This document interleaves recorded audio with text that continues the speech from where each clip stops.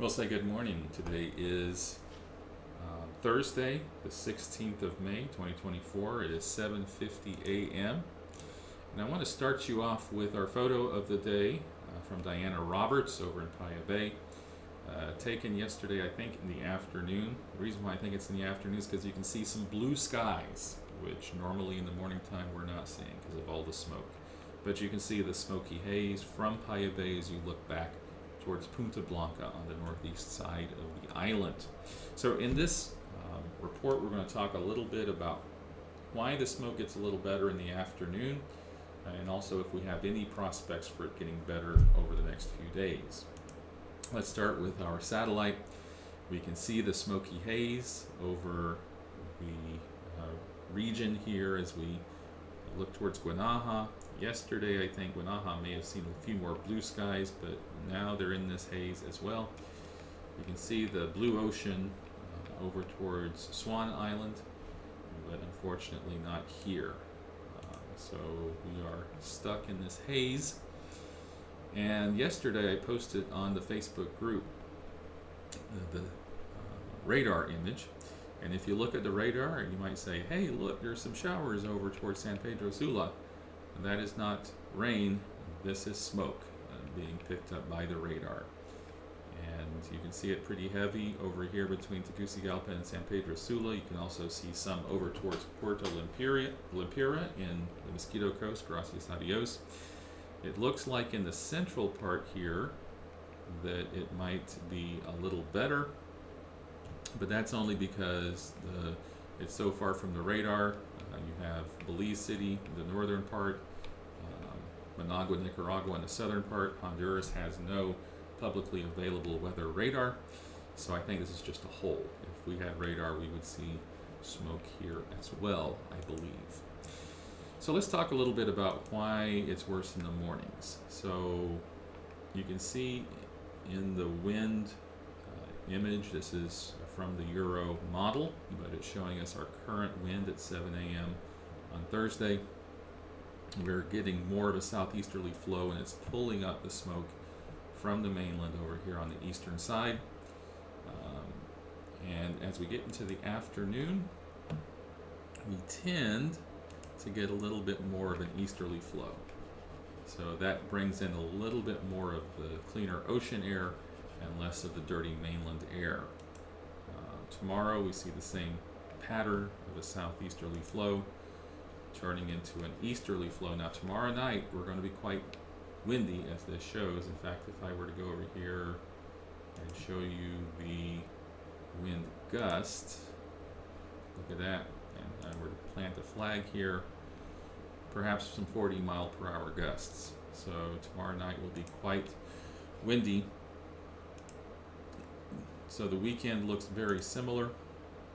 As we get into Monday of next week, things look like they're getting a little better. Let me go back to just the wind. More of an easterly, maybe even slightly northeasterly flow, and a little less wind, which would be helpful because it would not be pushing the smoke towards us as much. So that's a little bit of a hopeful sign there. We look at the forecast for rain, and we see this large system of rain that we were seeing on satellite in the Pacific, and the GFS and the Canadian model turn this into a tropical storm. Look over here, 40% chance through 7 days. Unfortunately, it's not coming towards us, it is going out to sea, and if anything, it's just pulling in all the moisture towards itself and away from us. So we have very little to no chance of rain. One thing that we do see towards the middle of next week is a little better chance of some showers over the mainland of Honduras, which would be good. It would put some of these fires out. My understanding about these fires is that they're agricultural fires, that the sugarcane farmers are burning their fields off. They do this every April or May when it's the driest time of year. I guess that's the best time to burn your field and to get rid of snakes and critters like that, and also to get the fields ready for planting. I am not an agricultural expert, that's my understanding. I am also not an aviation expert, but let's take a look at current conditions at the airport. Let me refresh just in case. I don't think, oh, they put up the 8 a.m. report now. So this morning, instrument flight rules. My understanding is that there is a problem at the Roatan airport when you have an instrument flight rules day. That's not good. I don't know about the equipment at the airport, but you need visual flight rules, which we had yesterday afternoon. We got up to 7 kilometers of visibility, but you notice here in the early morning hours we were actually down to L instrument flight rules, which is low, I guess, low visibility instrument flight rules, where you're very dependent on the instrumentation in the aircraft, and that is not a time that this airport can be open. And so it was not.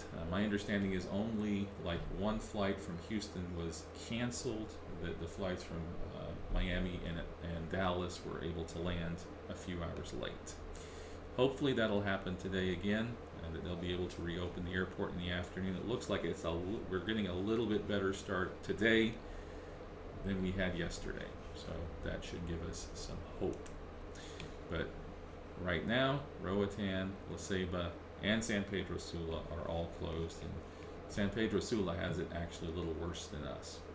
One thing I want to talk about this morning is the heat. Yesterday it was 91 at the airport. We've been in that low 90s area this week, and that is about as hot as it ever gets on the island. Who knows, maybe in the future it'll start getting hotter, but sea surface temperature 29.1 Celsius, right around 86 degrees, I think that is. Let me make sure. I'm really not good on my Celsius. I need to get better. 84? Is that correct? So we're looking at, let me make sure, 29.1. Yeah, 84 degrees, which is over our sea's historical max. You see our bleaching threshold up here, just under 30 degrees Celsius, and we are getting towards that. This is looking back 1 year. This is what happened last year around this time. Actually, we're starting out a little higher than we were last year, but you see how hot we got in June. A lot of this is because, just like this year, last year it didn't rain much at all in April, May, June. As we get towards July and August, it tends to cool a little bit because we tend to get some rain. And if we can get rain, we get runoff into the sea. That cools the ocean. But we got right in the 90-degree Fahrenheit range for sea surface temperatures, and that is definitely over the bleaching threshold. So unfortunately, it looks like we're heading toward another bleaching event, which the reef has barely recovered from last year's bleaching event. Like I said, it's going to be pretty windy over the next couple of days.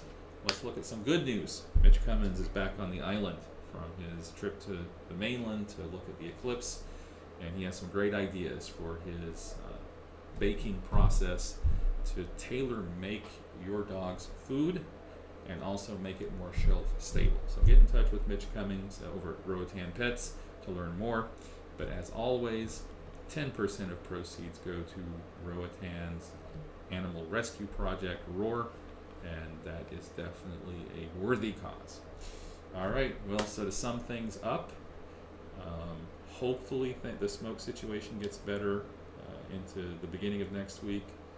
Definitely afternoons should be better than mornings, so each day, if you have a flight, you're probably going to be waiting a little longer for that flight to happen, but most days it probably should.